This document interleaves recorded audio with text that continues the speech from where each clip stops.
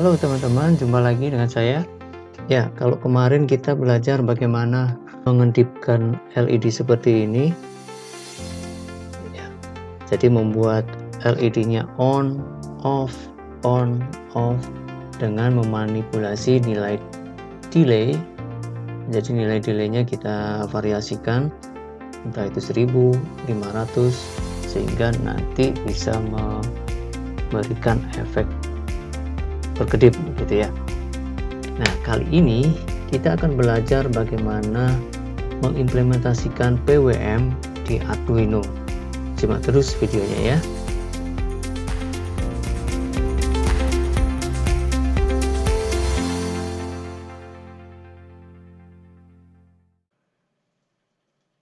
Ya, PWM atau Pulse Width Modulation adalah teknik modulasi sinyal dengan memvariasikan lebar dari pulsa.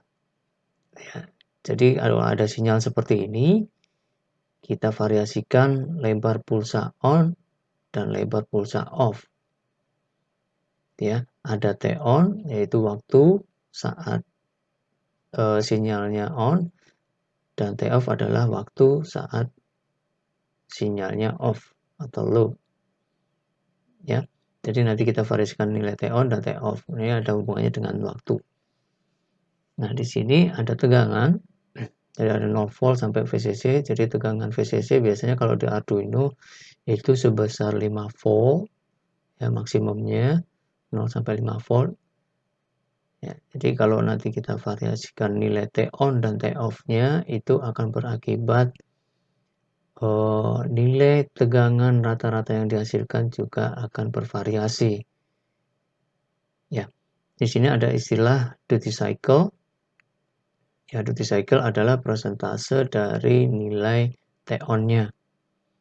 Jadi kalau ada 25% duty cycle artinya T-on atau lebar pulsa pada saat on itu besarnya 25% dari seluruh sinyal. Satu periode ini ya, satu complete cycle, satu periode. Jadi 25%-nya adalah T-on dan sisanya 75% adalah T-off.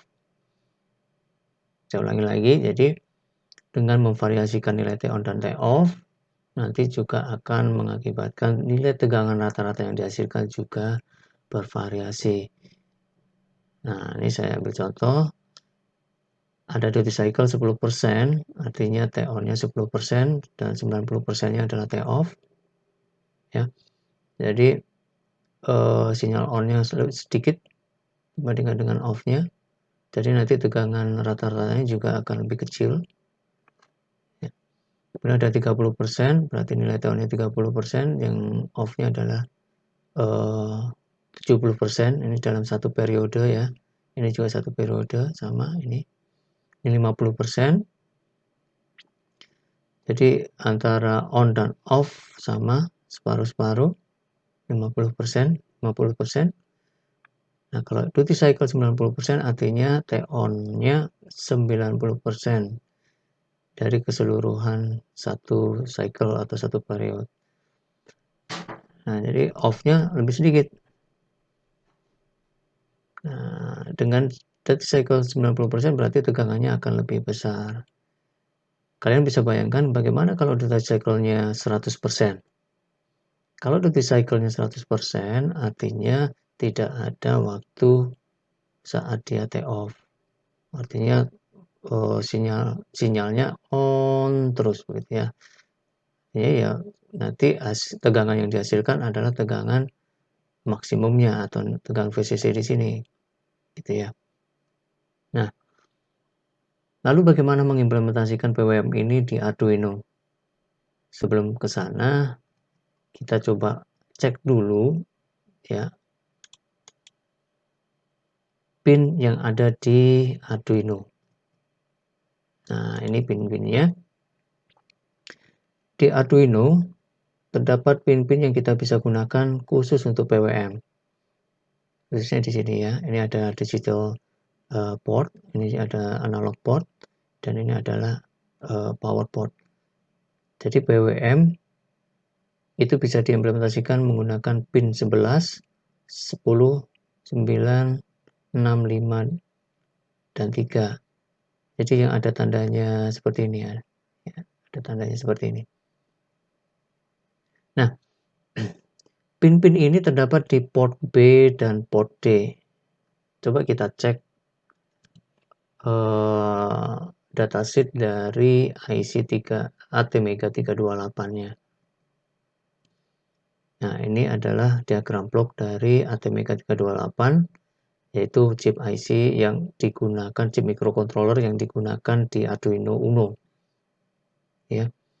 Coba perhatikan di sini ada port D dan port B itu terhubung dengan 8 bit TC. TC itu artinya timer and counter yang ke 0 gitu ya. Jadi port D ini terhubung dengan 8 bit timer, sedangkan port B-nya terhubung dengan 16 bit timer. Gitu ya. Port D-nya juga terhubung juga dengan 16 bit timer. Jadi ada 8 bit, ada 16 bit. Dan tadi tergantung nanti mana yang mau kita gunakan. Kenapa harus timer? Ya karena kita akan menggunakan PWM. PWM itu ada hubungannya dengan time, ya, waktu T on dan waktu T off. Makanya kita menggunakan register ini. Di sini saya punya Arduino. Ya, ada Arduino, kemudian ada LED, kemudian ada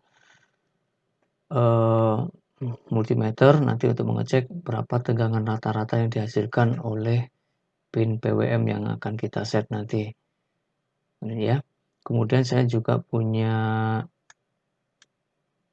osiloskop. Sini. Osiloskop tua. Oke. Tapi masih bisa bekerja. Osiloskop analog. Kemudian nanti kita juga punya Arduino IDE untuk memprogram Arduino-nya.